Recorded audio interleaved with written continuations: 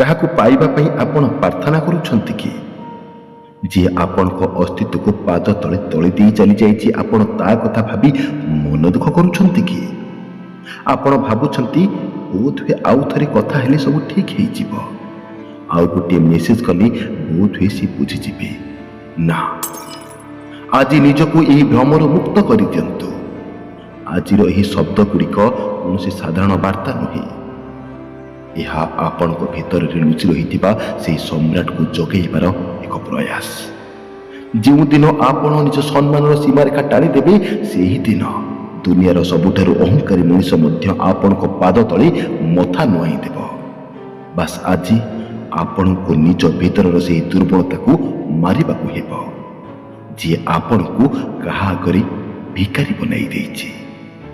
ଆଚାର୍ଯ୍ୟ ଚାଣକ୍ୟ କହିଥିଲେ, ଅତି ପ୍ରାଚୁର୍ଯ୍ୟାତ୍ ଅବଜ୍ଞା, ଅର୍ଥାତ୍ ଯେଉଁଠାରେ ଆପଣ ସବୁବେଳେ ସହଜରେ ମିଳିଯାଆନ୍ତି, ସେଠାରେ ଆପଣଙ୍କ ଅବମାନନା ନିଶ୍ଚିତ। ଆପଣ ତାଙ୍କ ପାଇଁ ଗୋଟିଏ ଖୋଲା ବହି ପାଲଟି ଯାଇଛନ୍ତି, ଯାହାକୁ ସେ ପଢ଼ି ସାରିଛନ୍ତି ଏବଂ ଏବେ ତାଙ୍କ ମନର କୌଣସି ଏକ କୋଣ ଭିତରେ ଫିଙ୍ଗି ଦେଇଛନ୍ତି। ଚାଣକ୍ୟଙ୍କ ନୀତି ହିସାବରେ ଯଦି କେହି ତୁମକୁ ଅଣଦେଖା କରୁଛି, ତେବେ ତାକୁ ଗାଳି ଦିଅନ୍ତୁ ନାହିଁ କିମ୍ବା ତାଙ୍କ ସହ ଯୁକ୍ତି କରନ୍ତୁ ନାହିଁ, ବରଂ ନିଜକୁ ଏକ ରହସ୍ୟ ବନେଇ ଦିଅନ୍ତୁ, ଯାହାକୁ ସମାଧାନ କରିବା ପାଇଁ ସେମାନେ ନିଜର ସାରା ଜୀବନ ବିତାଇ ଦେବେ। ଆଜିଠାରୁ ନିଜର ସବୁ ଭାବନାକୁ ନିଜ ଭିତରେ ପୋତି ଦିଅନ୍ତୁ। ଯେଉଁଦିନ ତୁମର ଶବ୍ଦ ଖୋଜା ପଡ଼ିବ, ସେଇଦିନ ତୁମର ମୂଲ୍ୟ ବୁଝା ପଡ଼ିବ। ମନେ ରଖନ୍ତୁ, ଶସ୍ତା ଜିନିଷ ସମସ୍ତେ କିଣିପାରନ୍ତି, କିନ୍ତୁ ଦାମୀ ଜିନିଷ ପାଇଁ ଲୋକଙ୍କୁ ଯୋଗ୍ୟତା ହାସଲ କରିବାକୁ ପଡ଼େ। ନିଜକୁ ଦୁର୍ଲଭ ବା ରେୟାର ବନାନ୍ତୁ। ଭଗବାନ ଶ୍ରୀକୃଷ୍ଣ ଅର୍ଜୁନକୁ କହିଥିଲେ, ଯେ ପର୍ଯ୍ୟନ୍ତ ତୁମେ ଫଳର ଆଶା ରଖିବ, ସେହି ପର୍ଯ୍ୟନ୍ତ ତୁମେ ଦୁଃଖ ପାଇବ। ଆପଣ ଯାହାକୁ ପ୍ରେମ କରୁଛନ୍ତି, ତାଙ୍କୁ ଫେରି ପାଇବାର ଆଶା ହିଁ ଆପଣଙ୍କ ପାଇଁ ଏକ ବଡ଼ କାରାଗାର। କୃଷ୍ଣ କୁହନ୍ତି, ପ୍ରେମ ଅଧିକାର କରିବାର ନାଁ ନୁହେଁ, ପ୍ରେମ ହେଉଛି ସମର୍ପଣ। ଯଦି ସେ ତୁମର, ତେବେ ସେ କୁଆଡ଼େ ବି ଯିବେ ନାହିଁ। କିନ୍ତୁ ଯଦି ସେ ଯାଉଛନ୍ତି, ତେବେ ବୁଝିଯାଆନ୍ତୁ ସେ କେବେ ତୁମର ନଥିଲେ। ଆପଣ କେବଳ ଗୋଟିଏ ଭ୍ରମ ପଛରେ ଗୋଡ଼ାଉଥିଲେ। ଶ୍ରୀକୃଷ୍ଣଙ୍କ ଭଳି ହୁଅନ୍ତୁ, ଯିଏ ସାରା ଜୀବନ ପ୍ରେମ ତ କଲେ, କିନ୍ତୁ କାହାକୁ ଧରି ରଖିବା ପାଇଁ ନିଜ କର୍ତ୍ତବ୍ୟକୁ ଭୁଲିଲେ ନାହିଁ। ଯେଉଁଦିନ ଆପଣ ନିଜ ଭିତରର ମୋହକୁ ମାରିଦେବେ, ସେହିଦିନ ସାରା ସଂସାର ଆପଣଙ୍କ ମୋହରେ ପଡ଼ିଯିବ। ଲୋକ କୁହନ୍ତି ସମୟ ସହ ସବୁ ଭୁଲି ହୋଇଯାଏ, କିନ୍ତୁ ସତ କଥା ହେଉଛି ସମୟ ସହ ଆମେ ସେହି କଷ୍ଟ ସହିବା ଶିଖି ଯାଇଥାଉ। ଯିଏ ତୁମର ମୌନ ଭାଷା ବୁଝିପାରିଲାନି, ସେ ତୁମର ଚିତ୍କାର କ'ଣ ବା ବୁଝିବ? ତେଣୁ ନିଜକୁ ତା ପାଇଁ ଖର୍ଚ୍ଚ କର ନାହିଁ, ଯିଏ ତୁମର ମୂଲ୍ୟ ଜାଣେ ନାହିଁ। ପ୍ରେମରେ ପାଗଳ ହେବା ଦୁର୍ବଳତା ନୁହେଁ, କିନ୍ତୁ ପ୍ରେମ ପାଇଁ ନିଜର ଆତ୍ମସମ୍ମାନ ହରାଇବା ସବୁଠାରୁ ବଡ଼ ପରାଜୟ। ଯେଉଁ ଲୁହର ମୂଲ୍ୟ ସେ ଜାଣେ ନାହିଁ, ତା ପାଖରେ ଆପଣ ନିଜ ଲୁହକୁ ଢାଳନ୍ତୁ ନାହିଁ କି ନିଜକୁ ଅଧିକ ଅପମାନିତ କରନ୍ତୁ ନାହିଁ। ଜୀବନରେ ଯଦି ଶ୍ରେଷ୍ଠ ହେବାକୁ ଚାହୁଁଛନ୍ତି, ତେବେ ପ୍ରଥମେ ସେହି ପ୍ରେମର ପଟି ଖୋଲି ଦିଅନ୍ତୁ ଏବଂ ନିଜ କର୍ମରେ ଲାଗିଯାଆନ୍ତୁ। ନିଜ କର୍ମକୁ ଶ୍ରେଷ୍ଠ କରନ୍ତୁ, ଆପଣ ନିଜେ ଶ୍ରେଷ୍ଠ ହୋଇଯିବେ। ବିଜ୍ଞାନ କୁହେ, ଆପଣ ଯାହାକୁ ଯେତିକି ଗୁରୁତ୍ୱ ଦେବେ, ସେ ଆପଣଙ୍କୁ ସେତିକି ଫର୍ ଗ୍ରାଣ୍ଟେଡ୍ ନେବ। ଏହା ମଣିଷର ପ୍ରକୃତି ଅଟେ। ଆପଣ ଯଦି ଚାହାନ୍ତି କି ସେ ଆପଣଙ୍କ ପାଇଁ ପାଗଳ ହେଉ, ତେବେ ତାଙ୍କୁ ଲାଗିବା ବି ଦରକାର ଯେ ଆପଣ ତାଙ୍କୁ ହରାଇ ସାରିଛନ୍ତି। ଯେଉଁ ପର୍ଯ୍ୟନ୍ତ ଆପଣଙ୍କ ମେସେଜ ତାଙ୍କ ପାଖକୁ ଯାଉଛି, ସେହି ପର୍ଯ୍ୟନ୍ତ ସେ ସୁରକ୍ଷିତ ଅନୁଭବ କରୁଛନ୍ତି। କିନ୍ତୁ ଯେଉଁଦିନ ଆପଣଙ୍କ ପକ୍ଷରୁ ଗୋଟିଏ ବି ଶବ୍ଦ ତାଙ୍କ ପାଖରେ ପହଞ୍ଚିବ ନାହିଁ, ସେହିଦିନ ତାଙ୍କର ଅହଙ୍କାର ଭାଙ୍ଗିବା ଆରମ୍ଭ ହୋଇଯିବ। ସେ ଭାବିବେ ସେ କୁଆଡ଼େ ଗଲା, ସେ କ'ଣ ଅନ୍ୟ କାହାକୁ ପାଇଗଲା କି, ସେ ଏତେ ଶୀଘ୍ର ମୋତେ କେମିତି ଭୁଲିଗଲା?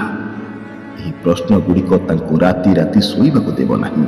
ଆପଣଙ୍କ ନୀରବତା ତାଙ୍କ ପାଇଁ ସବୁଠାରୁ ବଡ଼ ପ୍ରତିଶୋଧ ହେବ। ପ୍ରେମ କାହାକୁ ପୂଜା କରିବା ନୁହେଁ, ପ୍ରେମ ହେଉଛି ପରସ୍ପରକୁ ସମ୍ମାନ ଦେବା। ଯଦି ସେଠାରେ ସମ୍ମାନ ନାହିଁ, ତେବେ ସେଠାରେ ପ୍ରେମ ମଧ୍ୟ ରହିପାରିବ ନାହିଁ। ଖୁସିରେ ରହିବା ଶିଖନ୍ତୁ। ଆପଣଙ୍କ ଗୋଟିଏ ସୁନ୍ଦର ହସନା ତାଙ୍କ ପାଇଁ 100ଟା ଗାଳି ଠାରୁ ବି ଅଧିକ ଭୟଙ୍କର ହୋଇପାରେ। ଆପଣ ଭାବୁଛନ୍ତି କି କିଛି ଟ୍ରିକ୍ କଲେ ସେ ଆପଣଙ୍କ ପାଖକୁ ଫେରି ଆସିବ ଆଉ ଆପଣ ଖୁସି ହୋଇଯିବେ? ନାଇଁ ବନ୍ଧୁ, ଯେଉଁଦିନ ଆପଣ ନିଜ ଉପରେ କାମ କରିବା ଆରମ୍ଭ କରିଦେବେ, ଯେଉଁଦିନ ଆପଣ ଚାଣକ୍ୟଙ୍କ ନୀତିରେ ନିଜକୁ ଗଢ଼ି ତୋଳିବେ ଏବଂ ଯେଉଁଦିନ ଆପଣ କୃଷ୍ଣଙ୍କର ନୀତିରେ ନିଜକୁ ମୁକ୍ତ କରିଦେବେ, ସେଇଦିନ ସେ ବ୍ୟକ୍ତି ଆପଣଙ୍କ ପାଖକୁ ନିଶ୍ଚୟ ଫେରି ଆସିବ। କିନ୍ତୁ ସେତେବେଳକୁ ବୋଧହୁଏ ଆପଣଙ୍କୁ ଆଉ ତାଙ୍କର ଆବଶ୍ୟକତା ନଥିବ। ଆପଣ ତାଙ୍କୁ ପାଇବାକୁ ନୁହେଁ, ବରଂ ତାକୁ ଭୁଲିବାକୁ ପାଗଳ ହୋଇଯିବେ। ଆଶ୍ଚର୍ଯ୍ୟର କଥା ଏଇଆ ଯେ ଯେଉଁ ବ୍ୟକ୍ତି ପାଇଁ ଆପଣ ଆଜି କାନ୍ଦୁଛନ୍ତି, କିଛି ମାସ ପରେ ଆପଣ ନିଜେ ନିଜକୁ ଦେଖି ହସିବେ ଏବଂ କହିବେ, ମୁଁ ଏହି ସାଧାରଣ ମଣିଷଟେ ପାଇଁ ନିଜକୁ ବର୍ବାଦ କରୁଥିଲି। ସେ ଆପଣଙ୍କୁ ପାଇବା ପାଇଁ ପାଗଳ ହୋଇଯିବେ, କିନ୍ତୁ ସେତେବେଳକୁ ଆପଣ ନିଜକୁ ପାଇସାରିଥିବେ। ଆଉ ଯିଏ ନିଜକୁ ପାଇଯାଇଥାଏ ନା, ସିଏ ପୁରା ବ୍ରହ୍ମାଣ୍ଡକୁ ଜିତି ଯାଇଥାଏ। ଆପଣଙ୍କ ଅସଲ ବିଜୟ ତାଙ୍କୁ ପାଇବାରେ ନାହିଁ, ବରଂ ତାଙ୍କୁ ଛାଡ଼ି ପୁଣି ଥରେ ହସିବାରେ ଅଛି, ପୁଣି ଥରେ ଆଗକୁ ବଢ଼ିବାରେ ଅଛି। ଯେଉଁଦିନ ତୁମେ ନିଜେ ନିଜକୁ ନିଜ ଆଖିରେ ଉଠାଇଦେବ, ସେଇଦିନ ଦୁନିଆ ତୁମକୁ ତଳକୁ ଖସାଇବା ପାଇଁ ଗୋଟିଏ ଚେଷ୍ଟା କଲେ ବି ହାରିଯିବ। ନୀରବତା କୌଣସି ଦୁର୍ବଳତା ନୁହେଁ, ବରଂ ଏହା ଏକ ଏମିତି ଉତ୍ତର ଯାହା ଅତି ଅହଙ୍କାରୀ ମଣିଷର ଆତ୍ମବିଶ୍ୱାସକୁ ମୂଳରୁ ହଲାଇ ଦେଇଥାଏ। କାହା ପାଇଁ ଭିକାରୀ ହେବା ଅପେକ୍ଷା ନିଜ ଦୁନିଆର ସମ୍ରାଟ ହେବା ଶ୍ରେଷ୍ଠ। ମନେ ରଖ, ଯିଏ ତୁମ ସହିତ ରହିବାକୁ ଚାହେଁ ସେ କାରଣ ଖୋଜେ, ଆଉ ଯିଏ ଯିବାକୁ ଚାହେଁ ସେ ବାହାନା ଖୋଜେ। ଆଜି ତୁମେ ଯାହା ପାଇଁ କାନ୍ଦୁଛ, ଦିନେ ତୁମେ ନିଜକୁ ନିଜେ ପଚାରିବ, କ'ଣ ସେ ସତରେ ଏହି ଲୁହର ଯୋଗ୍ୟ ଥିଲେ? ସମୟ ସବୁ ଶିଖାଇ ଦିଏ, ବାସ୍ ଟିକେ ଧୈର୍ଯ୍ୟ ଧର। ଶେଷରେ କେବଳ ଏତିକି ମନେ ରଖନ୍ତୁ, ଯେଉଁଦିନ ଆପଣ ନିଜକୁ ନିଜେ ଖୋଜି ପାଇଯିବେ, ସେହିଦିନ ଦୁନିଆ ଆପଣଙ୍କୁ ଖୋଜିବା ଆରମ୍ଭ କରିଦେବ। ଆପଣ କାହାର ବିକଳ୍ପ ନୁହନ୍ତି, ଆପଣ ନିଜେ ଗୋଟିଏ ବ୍ରହ୍ମାଣ୍ଡ। ତେଣୁ କାହା ପଛରେ ଦୌଡ଼ିବା ବନ୍ଦ କରିଦିଅନ୍ତୁ ଏବଂ ନିଜକୁ ଏମିତି ଗଢ଼ନ୍ତୁ ଯେ ସାରା ଦୁନିଆ ଆପଣଙ୍କ ସହ ଗୋଟିଏ ମୁହୂର୍ତ୍ତ ବିତେଇବାକୁ ସ୍ୱପ୍ନ ଦେଖିବ। ନିଜକୁ କେବେ ହାରିବାକୁ ଦିଅନ୍ତୁ ନାହିଁ। ଆପଣ ଅମୂଲ୍ୟ ଅଟନ୍ତି, ଆପଣ ଶ୍ରେଷ୍ଠ ଅଟନ୍ତି। ଯଦି ଏହି ଭିଡ଼ିଓଟି ଆପଣଙ୍କ ଆତ୍ମାକୁ ଛୁଇଁଥାଏ କିମ୍ବା କୌଣସି ବି ଅଂଶ ଆପଣଙ୍କୁ ସତରେ ଭଲ ଲାଗିଥାଏ, ତେବେ କମେଣ୍ଟରେ ଜୟ ଶ୍ରୀକୃଷ୍ଣ ନିଶ୍ଚୟ ଲେଖନ୍ତୁ। ଭାଇ, ଗୋଟିଏ ଲାଷ୍ଟ ରିକ୍ୱେଷ୍ଟ, ଯଦି ନୂଆ ଥାନ୍ତି ତେବେ ଚ୍ୟାନେଲଟିକୁ ନିଶ୍ଚୟ ସବସ୍କ୍ରାଇବ୍ କରିଦିଅନ୍ତୁ। ଭାଇ, ଗୋଟିଏ ଛୋଟିଆ ଲାଇକ୍ଟେ କରିବା ସହ କିଛି ବି ଆପଣ କମେଣ୍ଟରେ ନିଶ୍ଚୟ ଲେଖନ୍ତୁ। ଆଜି ପାଇଁ ଏତିକି, ପୁଣି ଦେଖା ହେବ ଆଗାମୀ ଭିଡ଼ିଓରେ। ସେହି ପର୍ଯ୍ୟନ୍ତ ବିଦାୟ ଦିଅନ୍ତୁ। ଖୁସିରେ ରୁହନ୍ତୁ, ନିଜର ଯତ୍ନ ନିଅନ୍ତୁ ଏବଂ ଜୀବନରେ ଆଗକୁ ବଢ଼ନ୍ତୁ। ଜୟ ଶ୍ରୀ ଜଗନ୍ନାଥ, ଜୟ ଶ୍ରୀକୃଷ୍ଣ। ଧନ୍ୟବାଦ।